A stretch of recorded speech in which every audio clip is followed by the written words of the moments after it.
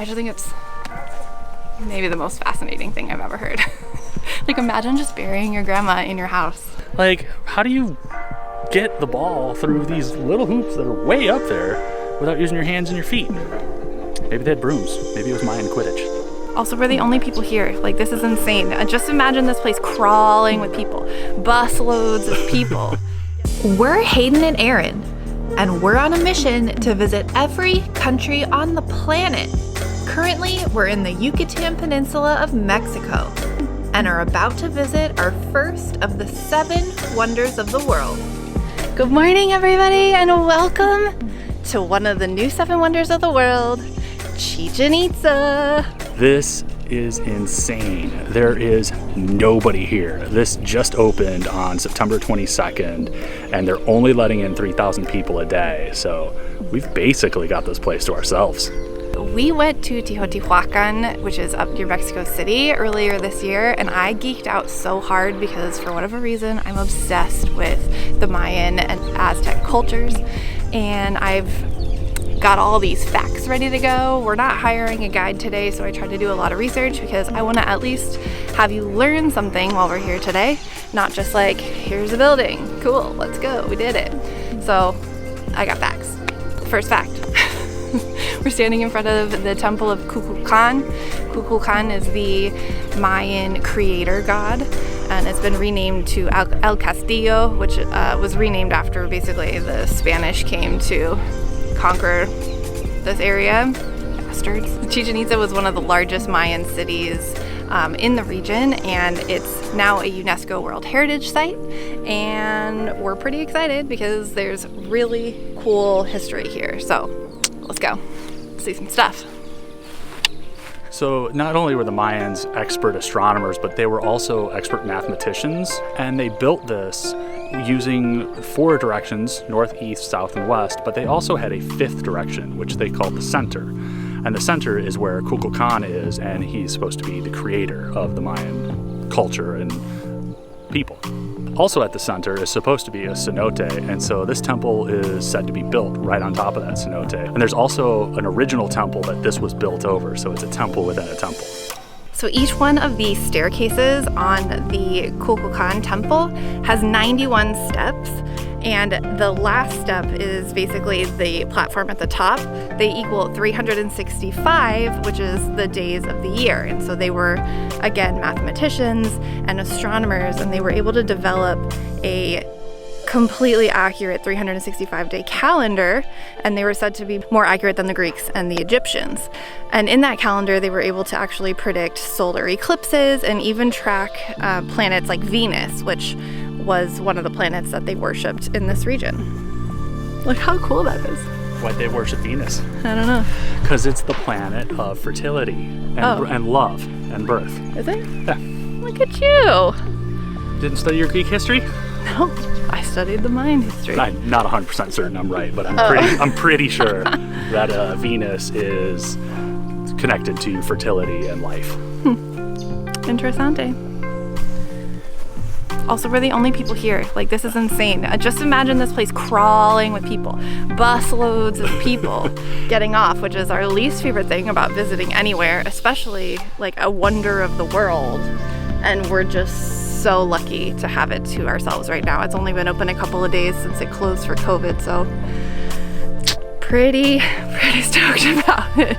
Yeah, I'd love to get some stats. Maybe we'll put one in the little doodad right here of how many people normally come here on a given day.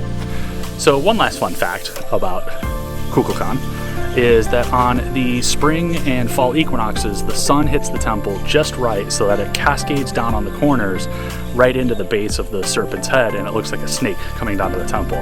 And we just missed that by a couple of days, which I think is the day they actually opened here. So we're about to enter the ball court, and we're looking here at the entrance, and you can see all the original carvings on the walls here, and they all tell a story. What that story is, we're not really sure. But you can see inside that everything was always painted in really elaborate colors, a lot of reds, and you can still see the original painting colors like inside of it where it would be like protected from the elements.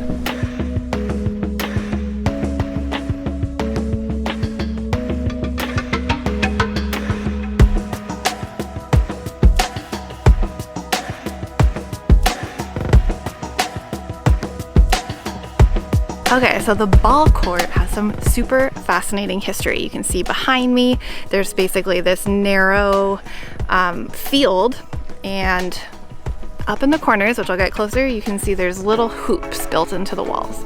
And the point of the game was to get a rubber ball through the hoops without using your hands or your feet. So you were only able to use like your shoulders, your hips, and your knees. Like, how do you get the ball through these little hoops that are way up there without using your hands and your feet? Maybe they had brooms. Maybe it was Mayan Quidditch. So this ball court is actually the largest in all of the Americas. And what's kind of crazy about this is the two teams would be playing, and then at the end of the game, one of the captains would actually be beheaded. And we're not entirely sure if it's whether you won or you lost. There's some debate there, but there is this whole story of honor, and it was actually an honor to be beheaded because you were not you were given a chance to start your new life. And in the Mayan culture, you know, you didn't ascend to heaven, you went into the underworld, or Xibalba, and you started your new life there. So we're standing in front of this wall that has all of these skulls engraved on it. I think maybe the most fascinating thing I learned about the Mayan people while researching Chichen Itza is that so the Mayans used to bury their dead inside the homes. And they would use lime because everything is limestone, so they figured out how to grind it down and create lime, which would basically mummify the bodies, but they would keep the skulls.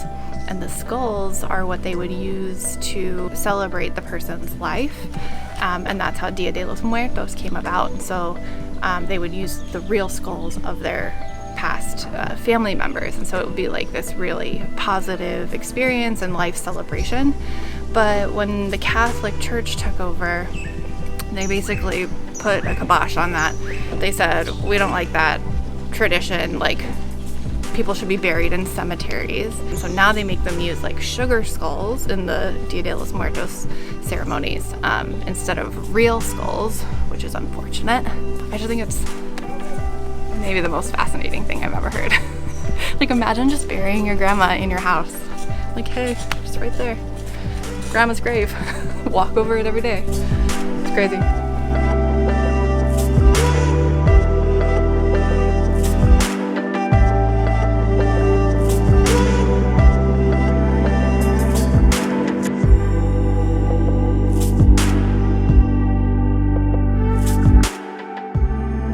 Tips for visiting Chichen Itza. Number 1, get here early. It opens at 8 a.m. Get here at 8 a.m. Don't come on a tour bus if you can help it. I mean, I'm sure that would be convenient for most people and you don't have to worry about driving here, but honestly, like, to me personally, that sounds like a nightmare. Don't come on a Sunday. On Sunday, it's free for Mexican nationals, so it's probably significantly more crowded. So avoid Sundays if you can. Bring water. I don't really see, we saw maybe like one guy selling water. Plus, it's incredibly hot. It's very hot. It's not even that bad in the shade with a little bit of a breeze, but we're getting waterboarded by our masks. It's a bit much. It's a little under 500 pesos to get in, and sometimes the internet's down, so make sure you have cash with you because sometimes the card readers don't work if the signal's down. And it's 80 pesos to park. I did a bunch of research online beforehand and watched a bunch of vlogs like this one to get a lot of the information, so we didn't need to pay for a guide. But if you wanted a guide, you can pay for a guy right up at the front of the entrance, and so they'll be much more knowledgeable, and I'm sure you'll learn a lot of more interesting things. Just we choose not to interact with others if we don't have to. Ready to go, but you know, we've done this in less than 2 hours, so I mean, you don't have to spend an exceedingly amount of time here. You kind of just see it and then you're good to go. This was fascinating. I've never been big into ruins and things like that because mostly I've just never gone to many of them, but since we've gone now to 3 different ruins, they all have their own unique story and back histories, and just it's really cool to understand how the cultures lived back then and how they interacted with each other. So learned a lot. I have a fantastic guide here who does all the research for us and helps me out with the fun facts, but glad we came. it's a must visit. It's a 7 wonders of the world, so you gotta come. So 6 more. Yeah, we'll see you in the next video. See ya. You're probably thinking to yourself, wait, this is a vegan Voyagers video, right? Where's the food? We forgot too. So let's go find some food. So we decided to stop for lunch at Valladolid, which is a little town near Chichen Itza, on our way back home. And we stopped into a restaurant. It's called El Atrio, and it's like a Mayan fusion restaurant. And we're gonna try something that's local to the Yucatan. They're called panuchos. Sorry, there's a tiny little gecko. He's so little. Sorry, I got distracted by the gecko. Anyway, we're gonna try panuchos, which are local to the Yucatan, and basically it's been described as like a tostada, but it's stuffed with beans inside, so it's like a fried shell, like tortilla shell stuffed with beans, and then on top is gonna be like vegetables and stuff, so it's gonna be pretty good. We always love to try the local cuisines, the vegan versions of them, so hopefully this one's good. Ooh, it is like a little tostada, a little fried. Looks like we got some onions, some zucchini, some carrots, some lettuce on top of basically fried tostada that's gonna have beans inside of it. That's what they say. And then avocado on top. It also comes with tomato, but I don't do tomato. Ready? Let's do this.